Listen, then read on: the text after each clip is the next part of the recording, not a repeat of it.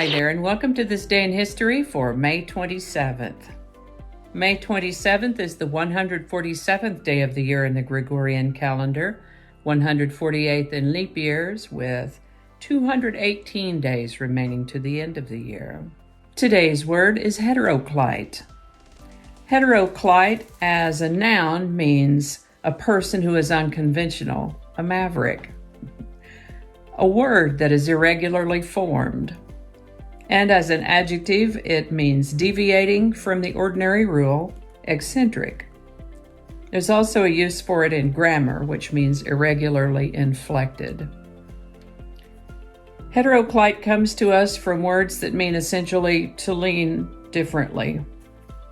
Most recently through Latin, who got it from Greek, and before that ultimately from Indo-European root words that gave us such words as decline, incline, recline, lean, client, climax, and ladder.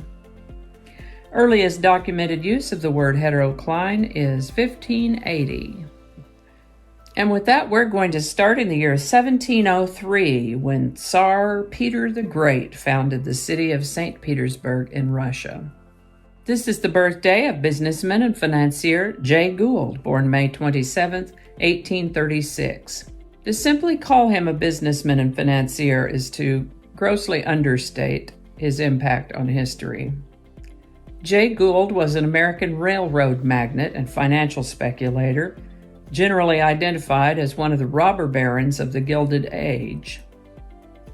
He was part of that Tammany Hall mess, for example, and then he tried to buy up gold in order to corner the market, drive the prices up. His plots were complex and far-reaching, and within a month his speculations led to a bank panic known as Black Friday in September of 1869. Pretty sure we've mentioned that before. His sharp and often unscrupulous business practices made him one of the wealthiest men of the late 19th century. A highly controversial and unpopular figure during his life, Gould is widely regarded as one of the great villains of his era. He died of tuberculosis at age 56. In somewhat happier news, this is the birthday of Wild Bill Hickock, born May 27, 1837. An entertaining and active character, it seems like the wild appellation was quite appropriate. He only lived to the age of 39, though. He was shot in the back by a disgruntled, unsuccessful gambler. Hate it when that happens. On May 27, 1883, Alexander III was crowned Tsar of Russia. Alexander III was highly reactionary and reversed some of the liberal reforms of his father, Alexander II, and opposed any reform that limited his autocratic rule. That said, during his reign, Russia fought no major wars, and he was therefore styled as a peacemaker. This is the birthday of American detective novelist and screenwriter Dashiell Hammett, born May 27, 1894. He lived to the age of 66. An F4 tornado hit St. Louis, Missouri and East St. Louis, Illinois on May 27, 1896, killing hundreds and causing over $10 million in damages.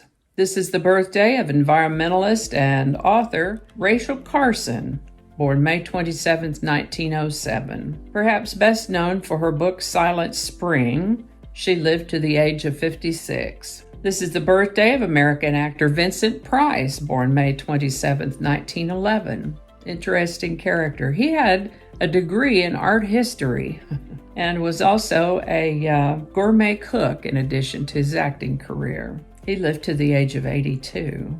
Yesterday, on May 26, the last Model T rolled off the assembly line, and today, May 27, 1927, the Ford Motor Company began retooling the plants to make the Ford Model A. At 1,046 feet, or 319 meters, the Chrysler Building in New York City was the tallest man-made structure at the time when it opened to the public on May 27, 1930. On May 27, 1933, U.S. Federal Securities Act was signed into law, requiring the registration of securities with the Federal Trade Commission.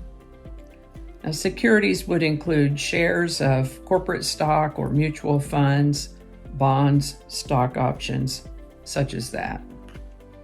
They all have to be registered with the Federal Trade Commission. On May 27, 1933, the Walt Disney Company released the cartoon Three Little Pigs with the hit song, Who's Afraid of the Big Bad Wolf? On May 27, 1937, the Golden Gate Bridge in California opened to pedestrian traffic, creating a vital link between San Francisco and Marin County. On May 27, 1941, President Franklin D. Roosevelt proclaimed an unlimited national emergency with regards to World War II. I don't know if they were calling it World War II yet, but that's what it was about. On May 27, 1958, the first flight of the McDonnell Douglas F-4 Phantom II took place. On May 27, 1962, a fire started and still burns to this day. This is the Centralia mine fire, a coal seam fire that had been burning underneath the borough of Centralia, Pennsylvania. It's estimated that this could continue to burn for over 250 years. It's thought to have started when a fire was ignited to burn off debris in a landfill. Many people left Centralia, and the ones who didn't voluntarily leave were ordered to leave due to health and safety concerns, all except for 7 residents with whom an agreement was made that they would be allowed to live out their lives there.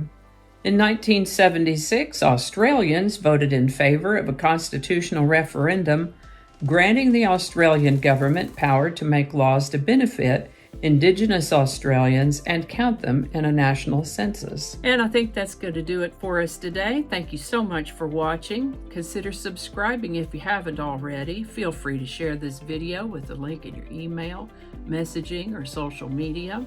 If you enjoy this series, you can check out the playlist that contains these videos. I'll put a link to that in the description. That description lives on YouTube, so for other platforms, I'll include a link to my blog page that is called No Really. You can also find me on Rumble, Parler, BitChute, and Getter. All those links in that description. Alrighty, that's all I can think of right now. Thanks again, and I'll see you next time.